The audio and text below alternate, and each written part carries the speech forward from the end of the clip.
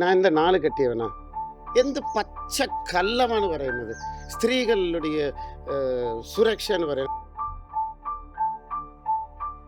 நான் ராஜா, அது ராணி.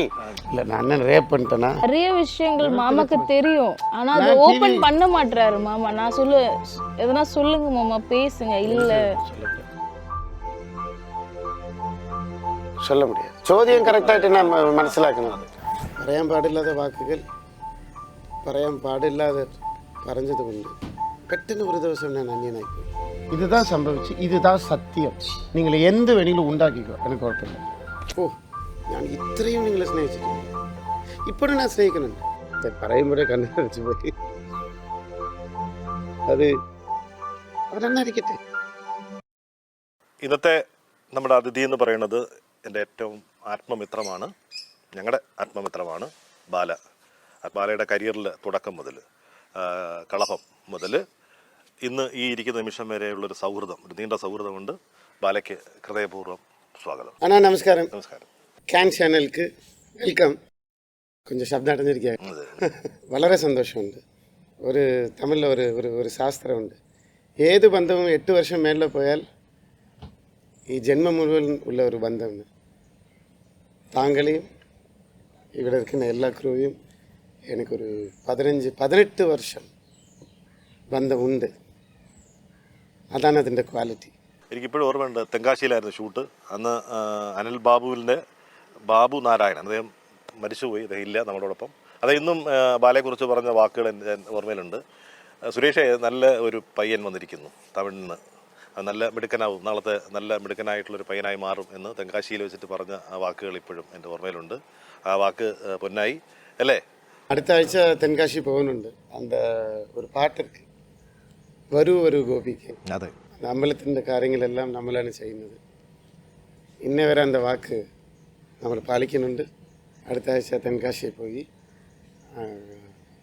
തിരുപ്പണി ചെയ്യുന്നുണ്ട്. ആ ക്ഷേത്രത്തിൻ്റെ അല്ലേ? ആ ക്ഷേത്രം. റീസെൻ്റ്ലി ബാലയെക്കുറിച്ച് ഉള്ള ഒരു കേൾക്കുന്ന ഇതെന്ന് പറഞ്ഞാൽ ഞാൻ കൊച്ചി വിട്ടു എന്നുള്ളതാണ്. അതൊരു വൈകാരികമായ ഒരു കുറിപ്പോട് കൂടിയാണ് അത് പറഞ്ഞത്. അതെ, എന്തുകൊണ്ടാണ് കൊച്ചി വിട്ടതെന്ന് ആൾക്കാർക്ക് അറിയില്ല. വിഷമമുണ്ട്. എന്താണ് ഇതിനു വേണ്ടി വിഷമം? എന്താണെന്ന് വെച്ചാൽ നമ്മൾ ചെയ്യുന്ന സിനിമയിലാണ് അഭിനയിക്കുന്നത് അല്ലേ? അതെ, ഞാൻ ഒരു സിനിമ നടൻ, തമിഴ്നാട്ടിലേന്ന് വരുന്നു. പക്ഷെ നിങ്ങൾ കൂടുതൽ ഞാൻ സ്നേഹിച്ചു പോയി. ഇതാ സത്യം. അത്ര വേണ്ടെന്ന്. ആയുർവേദ വിധി പ്രകാരം തയ്യാറാക്കിയ സന്തോഷ് ഹെയർ ടോൺ മുടികൊഴിച്ചിലും താരനും ഇല്ലാതാക്കി മുടി വളരാൻ ഫലപ്രദം. എല്ലാ പ്രമുഖ മരുന്ന് ഷോപ്പുകളിലും ലഭ്യമാണ്. ഒരു സന്തോഷ് ഫാർമസി ഉൽപ്പന്നം. കേശ സംരക്ഷണത്തിന് സന്തോഷ് ഹെയർ ടോൺ. കണക്കെടുത്ത് നോക്കിയപ്പോൾ இந்த ഭൂമിക്ക് വേണ്ടി ഞാൻ എത്ര ചെയ്തിട്ടുണ്ട്. പെട്ടെന്ന് ഒരു ദിവസം ഞാൻ അന്യനായിപ്പോയി. പറയാൻ പാടില്ലാത്ത വാക്കുകൾ പറയാൻ പാടില്ലാതെ പറഞ്ഞതുകൊണ്ട് പെട്ടെന്ന് ഒരു ദിവസം ഞാൻ അന്യനായിപ്പോയി. താങ്ങാൻ പറ്റിയില്ല. പേടിച്ചിട്ടല്ല, സ്നേഹം കൊണ്ടാണ്. എനിക്കത് ഇന്നും മനസ്സിൽ നിൽക്കുന്നു. ഞാൻ ആരാന്ന് എനിക്കറിയാം, കൃത്യമായിട്ട് എനിക്കറിയാം. കണക്കെടുക്കാൻ പാടില്ല. ഞാൻ കണക്കെടുത്ത് നോക്കിയപ്പോൾ ഞാൻ ഇത്രയും നിങ്ങളെ സ്നേഹിച്ചിട്ടുണ്ട്. ഇപ്പോഴും ഞാൻ സ്നേഹിക്കുന്നുണ്ട്. പക്ഷെ കൊച്ചി വേണ്ടാൻ ഞാൻ തീരുമാനിച്ചു. കൊക്കിൽ അവിടെ ഉണ്ട്, റെഡി ആയിക്കൊണ്ടിരിക്കുന്നു. വരുമ്പോൾ നിങ്ങളെ കേൾക്കും. ചില കാര്യങ്ങൾ ഭാര്യ പറയുന്നത് കേൾക്കണം. തീർച്ചയായിട്ടും, ഉറപ്പായിട്ടും. അല്ല, ഈ കൊച്ചിയിലേക്ക് വീണ്ടും നല്ല കാര്യങ്ങളെല്ലാം ഭാര്യ പറയും. അല്ല, തിരിച്ച് കൊച്ചിയിലേക്ക് വരുമോ? இந்த ചോദ്യം ആവർത്തിക്കും. ശരി. ഇപ്പോൾ ഈ ഭൂമി മനോഹരമായ വൈക്കത്തപ്പൻ്റെ ഭൂമിയാണ്. ഇവിടെ ഈ ബലം എവിടെ എങ്ങനെ മനോഹരമായിരിക്കുന്നു? ഇപ്പുറത്ത് ആദ്യമേ ഓഡിയൻസ് എടുത്ത് ഒരു കാര്യം പറയാം. ഇന്നലെ വൈകിട്ട് ഇവിടുന്ന് പുഴയിൽ ചാടി ഞാൻ. അതുകൊണ്ട് ത്രോട്ട് അടഞ്ഞിരിക്കുന്നത്. ഒന്നും വിചാരിക്കണ്ട. കുറേ നേരം കുളിച്ചിട്ട് വന്നപ്പോൾ ത്രോട്ട് അടഞ്ഞു പോയി. ഈ സ്ഥലം എങ്ങനെ കണ്ടെത്തിയത്? സാർ, ഇതെല്ലാം ദൈവം കൊടുത്തു. ഞാനൊന്നും പ്ലാൻ பண்ண. ഇപ്പോൾ இந்த ബോട്ട് പോതേ, ക്യാൻ ചാനൽ കാണുന്നുണ്ടോ? ഈ ബോട്ട് പോതേ, ഇത് ഞാനാ പ്ലാൻ പண்றேன். இப்போ இன்னொரு ബോട്ട് പോതേ. இங்க பாருங்க. ஹாய் ടാറ്റ കാണിക്ക്. ടാറ്റ ഉമ്മ. സിനിമയിലാണെന്നുണ്ടെങ്കിൽ നമ്മൾ ഒന്ന് അതുവഴി ഒരു വള്ളം പോട്ടെ, ഇപ്പുറത്തോട്ടൊരു കാർ പോട്ടെ എന്നൊക്കെ പറയായിരുന്നു. സ്കൂളിലേക്ക് പോവാ. എന്ത് രസം, എന്ത് നല്ല മനുഷ്യന്മാരാ. അപ്പോൾ ഇവിടെ ദൈവം കൊണ്ട് എത്തിച്ചാണ് ഇവിടെ. സാർ, ഞാൻ എനിക്ക് ഇന്നും എനിക്ക് ഇന്നും ഓർമ്മയുള്ള ഒരു കാര്യം. ഞാൻ ഹോസ്പിറ്റലിൽ കിടന്നപ്പോൾ മരണത്തെ മുഖാമുഖം കണ്ടപ്പോൾ എന്താണെന്നറിയില്ല, ഞാൻ പേടിച്ചിട്ടേ ഇല്ല. മനസ്സിലൊരു സന്തോഷം ഉണ്ടായിരുന്നു. ഞാൻ എൻ്റെ ദൈവത്തിനടുത്ത് ഞാൻ പോകുന്നു, തൃപ്തി ഉണ്ടായിരുന്നു. അപ്പാ ഒന്നും നമ്മൾ തെറ്റ് ചെയ്തില്ല, വിധി പടി നടന്നു. പിന്നെ കർമ്മയാണ് എന്നെ കൊണ്ടുവന്നത്. പക്ഷേ ഹോസ്പിറ്റലിൽ ലാസ്റ്റ് ഞാൻ அந்த ടൈമിൽ ഇരുന്നപ്പോൾ ഒരു പാട്ട് പാടിയെന്നാണ് എല്ലാവരും പറയുന്നത്. എൻ കണ്ണടയ്ക്കുന്ന മുമ്പ് ശിവശിവ എൻകിളർ തീവിനയാല് ശിവശിവ என்றிட தீவினை மாலும் சிவசிவ என்றிட தேவரும் ஆவர் சிவசிவ என்ன சிவகதி தானே. ശിവസൂത്രം അത് ചൊല്ലിയിട്ട് കണ്ണടച്ചിട്ട് അവർ പറഞ്ഞതാണ്. വൈക്കത്തപ്പൻ എന്നെ ഇവിടെ കൊണ്ടുവന്നു. അതെയാണ് ഞാൻ വിശ്വസിക്കുന്നു, അതാണ് സത്യം. ആയിരിക്കാം ഭഗവാന്റെ കൃപയില്ലാതെ അല്ലേ തിരിച്ചുവരവൊന്നും നമുക്ക് സാധ്യമല്ലാതെ இது எதுவுமே நான் பிளான் பண்ணல. மீடியாலையும் நான் ஒரு சில காரியங்கள் സംസാരിക്കാം. കോകില വരുമ്പോൾ നിങ്ങളെ കേൾക്കും, പച്ചക്കള്ളങ്ങൾ പറയുന്നുണ്ട്, പച്ചക്കള്ളങ്ങൾ. ഒരു പരിധിയുണ്ട്. ഞാൻ ആരോടെ വീഡിയോ ഞാൻ മേടിച്ചു ഇല്ല, ഞാൻ അങ്ങനെ മേടിച്ചിട്ടില്ല. നിലം വാങ്ങിച്ചു, വീട് വെച്ചു, സാലുക്കേ ചാർജ്, ഇത് എല്ലാവർക്കും അറിയാം. സാലുക്കേ ചാർജാണ് ഇത്.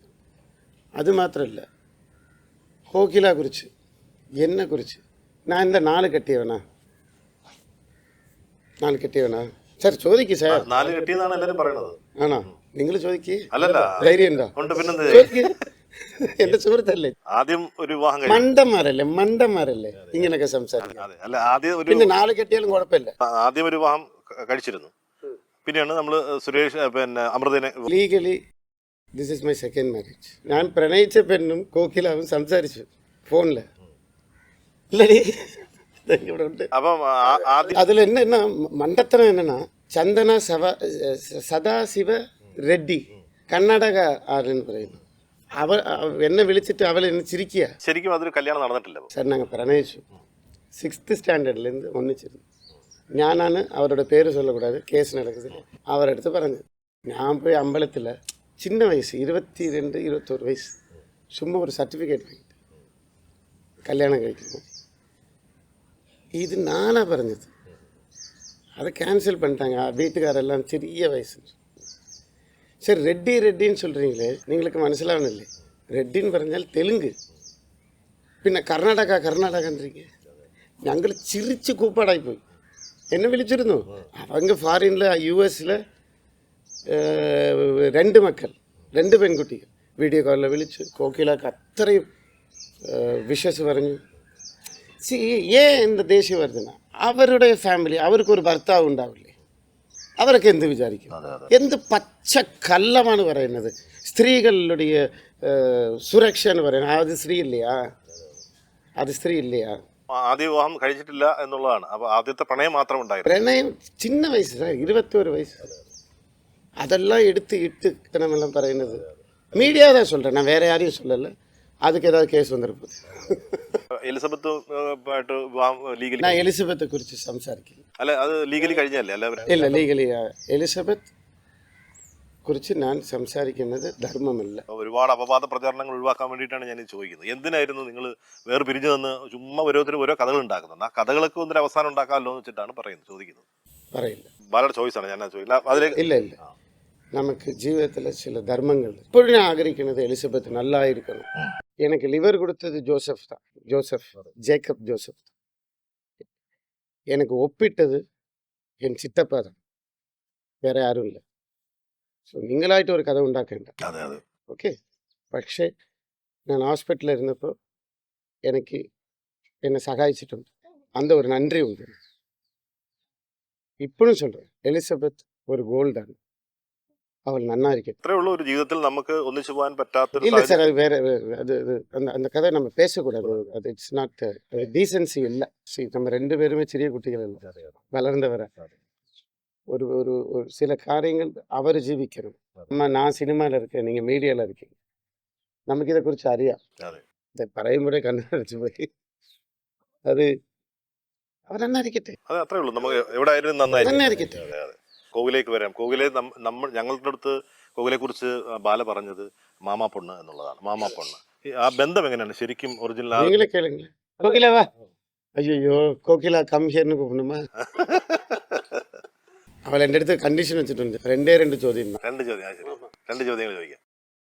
കോകില, എനിക്ക് തമിഴ് മനസ്സിലാവും, നന്നായിട്ട് പറയാൻ അറിയില്ല. ഞാൻ നല്ല മലയാളത്തിൽ ഞാൻ ചോദിക്കാം. അതായത് ഇത് ഇന്നലെ വാങ്ങിച്ചാണ് ഇതിനെ? അതെ, ആണോ? പുതുകുട്ടിയാ? എവിടുന്ന് വാങ്ങിച്ചത്? സർപ്രൈസ്. അല്ല, ഇത് ഇമ്പോർട്ടഡ്. ബാല വളരെ നല്ല പിന്നെ മൃഗസ്നേഹിയാണെന്ന് ഞങ്ങൾക്കറിയാം. ഒരുപാട് പട്ടികൾ പണ്ട് ഉണ്ടായിരുന്നു, നായ്ക്കൾ ഉണ്ടായിരുന്നു പഴയ വീട്ടിലൊക്കെ. അത് ഹോസ്പിറ്റൽ ടൈമിൽ എനിക്ക് നോക്കാൻ പറ്റില്ല, എല്ലാத்தையும் കൊടുത്തു. എനിക്ക് ഒരു German shepherd, it's from foreign, അബ്രോഡിലിருந்து ഇമ്പോർട്ട് பண்ணு. ഇവനാണ് ഇപ്പൊ സ്വന്തമാക്കിയിരിക്കുന്നത്. രണ്ടുപേര്. ശരി കോകില, മാമാ പൊണ്ണെന്നാണ് ബാല ഞങ്ങളുടെ അടുത്ത് എല്ലാം പറഞ്ഞിരിക്കുന്നത്. ഈ മാമാ പൊണ്ണെന്ന് പറഞ്ഞാൽ ശരിക്കും എൻ്റെ റിലേഷൻ എങ്ങനെയാണ്?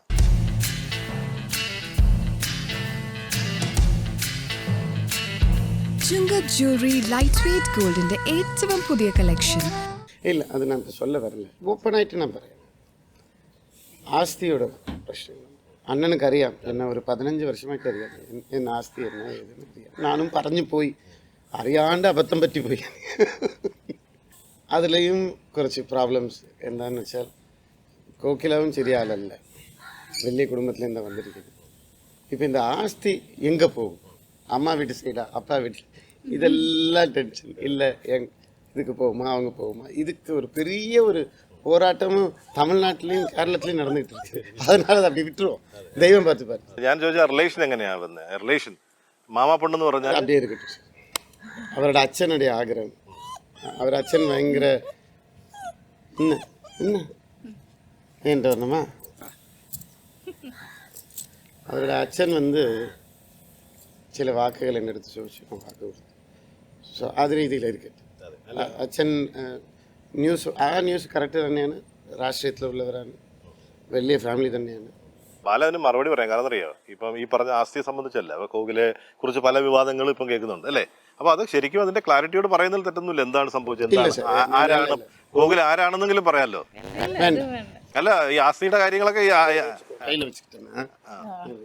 ഉനക്ക് പിടിക്കലன்னா പിടിക്കല சொல்ல. അതെ അതെ അങ്ങനെ അങ്ങനെ ഇത് കേൾക്കാറുണ്ട്, വിവാദങ്ങളൊക്കെ ശ്രദ്ധിക്കുന്നുണ്ടോ ഇങ്ങനെ? അത് കേട്ടിട്ട് അല്ല, അവർക്ക് ആഗ്രഹമില്ല അവരുടെ ഫാമിലി കുറിച്ച് സംസാരിക്കാൻ. அப்புறம் அது வச்சு எதனா பேசுவாங்க. எனக்கு அதை பற்றி இன்ட்ரெஸ்ட் இல்லை, அது பேச. நான் மாமாவோட ஒய்ஃபாக இருக்கிறது. ബാലയെ പ്രണയിച്ചിട്ടുണ്ട്? சத்தமா பேசுறி, நல்ல டைலாக் இது. நான் மாமாவோட ஒய்ஃபா ബാലയെ പ്രണയിച്ചിരുന്നു എന്ന് പറഞ്ഞു. അത് എപ്പോഴാണ്? லவ் பண்ணிட்டு இருந்தேன். பண்ணியிருக்கேன். എപ്പോഴ്? ചെറിയ പ്രായത്തില്? എന്നിട്ട് ഇദ്ദേഹം ആ സ്നേഹം കാണാതെ പോയോ? சிலது விதி தான். உங்களுக்கு இப்போ கல்யாணம் ஆகி எத்தனை வருஷம் ஆச்சு? 19. ஹாப்பியா? ചേച്ചിയെ കുറിച്ച് എനിക്ക് നന്നായി അറിയാം. உங்க ஜாதகத்தில் உங்க அஸ்ட்ராலஜி பிரகாரம் உங்களுக்கு அது விதிச்சிருக்கு. எனக்கு 40 வயசு കഴിഞ്ഞിട്ടാണ് മാരേജ് ലൈഫ് നന്നാ ഇരിക്കണം. അത്രേ ഉള്ളൂ, யாரையும் குற்றப்படுத்தல. പ്രണയിച്ചാരും ബാലയ്ക്ക് അറിയായിരുന്നു? நான் சின்ன வயசுல இருந்தே மாமா ஒரு ஹீரோவா அப்படிதான் பார்த்துட்டு இருந்தேன். ஏன்னா நிறைய விஷயம், நல்ல விஷயம் பண்ணுவார், அது ரொம்ப பிடிக்கும். ஸோ அப்பத்துல இருந்தே பிடிக்கும். மாமாவுக்கு கொஞ்சம் இப்போதான் ரீசன்லாம் தெரியும். இல்லை மாமா, சிறிய வயசுல அந்த ஃபோட்டோஸ் நான் தரேன் சேனல். நான் அது வேண்டாமா? வேண்டாம், குட்டியாக இருப்பேன். சேரிட்டி ஒர்க்குக்கு போகிறேன் நான் அப்போவே சார். இப்போ எல்லோரும் இந்த கமெண்ட்லாம் பண்ணுறானுங்களே லூஸுங்க. நான் 17 இயர்ஸ்லேருந்து இந்த கை கொடுக்க ஆரம்பிச்சேன். இப்போ 42 ஆக போகுது, டிசம்பர் 19. அப்போ சின்ன வயசில் இவளை கூட்டிகிட்டு போவேன் ஆசிரமத்துக்குலாம். எல்லாருக்கும் இந்த ஃபுட்டு விளம்பி கொடுக்கறதுக்குலாம் இவன் போய் கொடுப்பேன். அது எல்லாமே நான் பார்த்து வளர்ந்துருக்கேன், அதனால நல்லா தெரியும் மாமா எப்படி. അതെല്ലാം ഞാൻ സിനിമ നടൻ ആവർത്തിക്ക് മുന്നാടിയേ അത് பண்ணிட்டேன். കൊച്ചിയിൽ നിന്ന് ഇങ്ങോട്ട് ഷിഫ്റ്റ് ചെയ്തല്ലോ. ആ കൊച്ചിയിൽ വേണ്ടാന്ന് വെച്ചിട്ടാണോ? ഒരു കോകിലയുടെ തീരുമാനമായിരുന്നു അത്, വേണ്ട അവിടെ താമസിക്കേണ്ടെന്നുള്ളത്? ஆமாம், എന്തുകൊണ്ടാണ്? என்னோட இதுதான். இல்லை, அங்கே மாமா அரெஸ்ட் ஆனப்போ அன்னைக்கு எனக்கு ரொம்ப கஷ்டமாக இருந்தது. ஏன்னா காலையில் அவர் என்ன தப்பு பண்ணாருன்னு சொல்லிட்டு 5 மணிக்கெலாம் இது பண்ணாங்கன்னு எனக்கு தெரியல. காலையிலேருந்து அன்னைக்கு ஃபுல்லாக நான் சாப்பிடல, எதுவும் பண்ணல. அன்னைக்கு ஃபுல்லாக ஒரே இதுவாக இருந்தேன் நான். அப்புறம் மாமா வந்த அப்புறம் தான் எனக்கு ஓகேவாக இருந்தது. அது ஏன் அப்படின்னு எனக்கு தெரியல. இல்லை நான் என்ன ரேப் பண்ணிட்டேனா? அதுதான், என்னது கொலை பண்ணாரா இல்லை என்ன பண்ண, ஏன் அப்படி தெரியல. டெரரிஸ்டா நான் உங்களுக்குலாம்? அவர் ஹெல்த் இது எனக்கு தான் தெரியும், எவ்வளோ மெடிசன் சாப்பிடணும், என்ன பண்ணணும் அப்படின்ட்டு. ஸோ எனக்கு அன்றைக்கி எதுவுமே எனக்கு தெரியல. ஃபோன் இல்லை, எதுவும் இல்லை. சாப்பிட்டாரா, என்ன மெடிசன் போட்டாரா, எதுவும் எனக்கு தெரியல. மாமா வந்த அப்புறம் தான் நானே அன்றைக்கி நைட்டு தான் நாங்கள் 2 பேருமே சாப்பிட்டோம். அது வரைக்கும் நாங்கள் சாப்பிடவே இல்லை. വല്ലാത്ത വിഷമമായിരുന്നു അല്ലേ? இல்லை இன்ன வரைக்கும் ஃபிசிக்கலாகிட்டு எனக்கு பிரச்சனைகள் அந்த இன்சிடென்ட் இல்லைன்னு சொல்ல முடியாது. பட் இப்போவும் சொல்லுவேன், நான் போலீஸையோ நியமித்தையோ ஒரு குற்றம் പറയില്ല, ஒன்றும் പറയില്ല. பட் 5 மணிங்கிறது காரணம் இம்யூனோ சப்ரஸன் டேப்லெட்டாக நான் காமிக்கிறேன். என் பிரெயினுக்கு മനസ്സിലാവാൻ പാടില്ല പുതിയ ലിവർ വെച്ചിരിക്കും. അപ്പോൾ ഞാൻ ഉറങ്ങണം, രാവിലെ മരുന്ന് കഴിക്കും. ஸோ 5 மணிக்கல்ல கொண்டு வரும். அது சார் எல்லோரும் நல்லா இருக்குது சார். தூக்கம் வர்றதே ரொம்ப லேட்டு, கஷ்டப்பட்டு தான் மாமா தூங்குவார். அந்த தூங்குறதுலேயும் இவ்வளோ டிஸ்டர்ப் ஆச்சுன்னா, ஏன்னா வீட்டில் ஆள் வந்துக்கிட்டே இருப்பாங்க சகாயம் ചോദിച്ചിട്ട്.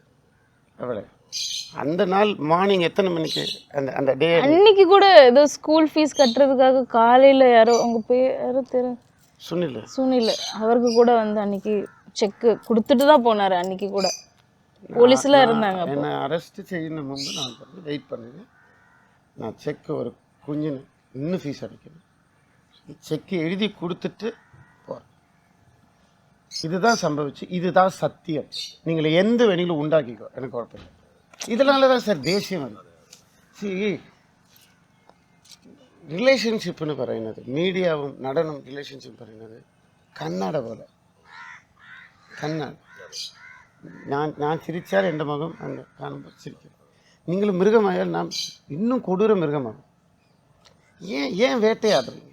എന്തുകൊണ്ട് മീഡിയ അങ്ങനെ ചെയ്യുന്നത്? പച്ചക്കള്ളത്തനം പറയുന്നു.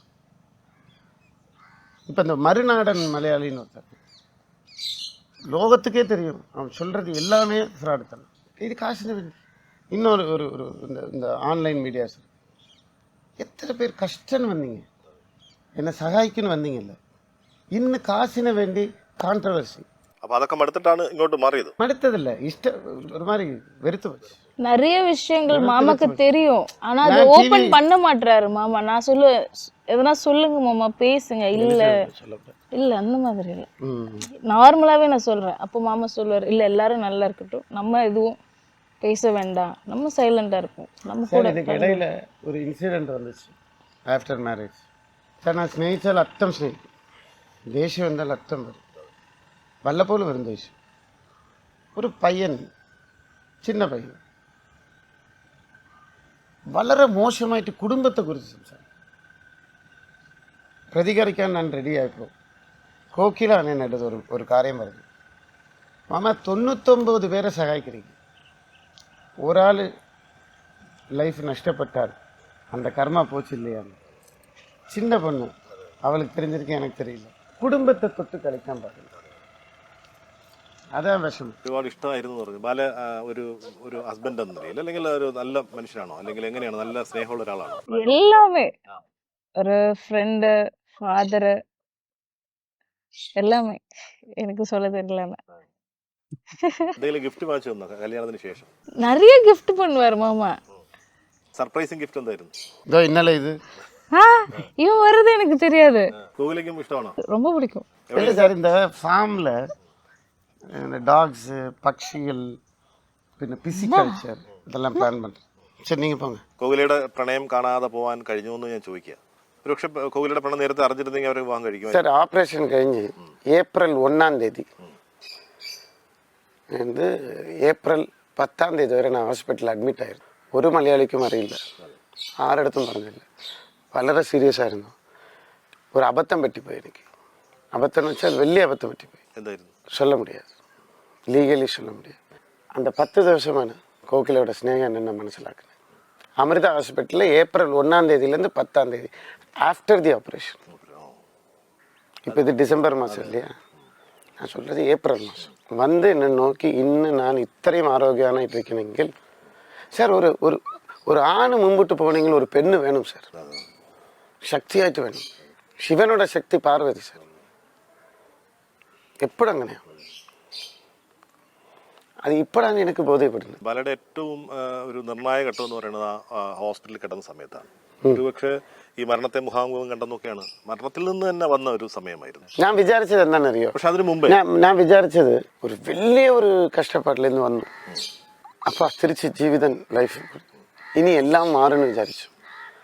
പക്ഷെ ഞാൻ മനസ്സിലാക്കാത്ത ഒരു കാര്യം, അത് കഴിഞ്ഞിട്ടാണ് ഏറ്റവും വലിയ നരകത്തിന് അനുഭവിച്ചത്. ഏറ്റവും വലിയ നരകം ഞാൻ അനുഭവിച്ചത് ഞാൻ ജീവനോട് തിരിച്ചു വന്നിട്ടാണ്. എന്നിട്ടും പിന്നെയും എൻ്റെ മനസ്സിലെ ആഗ്രഹം തുടങ്ങി മരിക്കണം. അല്ല, എനിക്ക് തോന്നുന്നു ഇതിന് മുമ്പ് പക്ഷേ കോകില വന്ന ശേഷം, ഒരു കുടുംബമായ ശേഷമാണ് പിന്നീടും നന്നായത്. സാർ, എൻ ലൈഫ് നിങ്ങൾ എടുത്തിനാ ഒരു സിനിമാ പടം തോറ്റുപോകും. ഒരു സിനിമാ ഫിലിം തോറ്റിരിക്കും. അങ്ങനെ സീൻസാണ് ഓരോ ദിവസവും. അത് എന്തുകൊണ്ടെന്ന് എനിക്ക് മനസ്സിലാവുന്നില്ല. പക്ഷെ എപ്പോഴും ഞാൻ ദൈവത്തോട് പറയുന്നത്, എൻ കയ്യെ ഇന്നേ വരെ ഇങ്ങനെ വെച്ചിരിക്കുക, இப்படி ஆக்கலை. அந்த ஒரு காரியத்துக்கு நான் தெய்வத்தோட நன்றி പറയും. ബാല ഹോസ്പിറ്റലിൽ പോകുന്നതിന് മുമ്പായിട്ട് ഇത് സത്യമാണെന്ന് അറിയില്ല, ഈ പറഞ്ഞ ഒരുപാട് അറിയുന്ന കാര്യങ്ങളാണ്. ഒരു ഞാൻ ഇനി ജീവിച്ചിരിക്കണ്ട എന്നുള്ള രീതിയിൽ മരിക്കാൻ ഒരു അറിയാം, നിങ്ങൾക്ക് അറിയാം. പിന്നെ അതെ, അപ്പൊ അങ്ങനെ ഒരു അങ്ങനെ ആംബുലൻസ് വന്നിരുന്നു. ഞാൻ ആംബുലൻസിൽ കയറിയിട്ടില്ല.